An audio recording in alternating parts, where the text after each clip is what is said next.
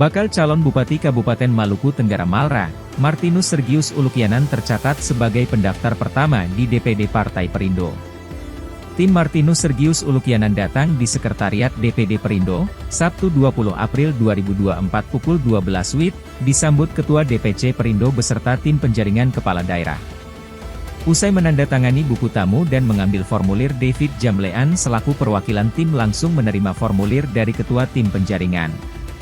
Setelah memenuhi sejumlah administrasi yang telah ditentukan, Ketua Penjaringan Balon Bupati dan Wakil Bupati Malra Yohanes Paulus Rahajaan mengatakan, menyerahkan formulir untuk kemudian diisi dan dikembalikan sesuai persyaratan.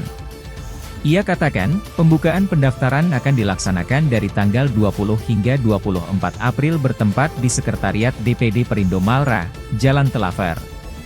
Sementara di tempat berbeda, bakal calon Bupati Malra Martinus Sergius Ulukianan kepada awak media menyatakan jika masyarakat berkenan ingin membangun Malra dengan kesungguhan hati. Daerah ini dengan kesungguhan hati, ungkapnya. Menurutnya, pertanyaan mendasar adalah sejak Malra dimekarkan, masyarakat sudah merasakan dan menikmati kesejahteraan. Download Tribun X sekarang.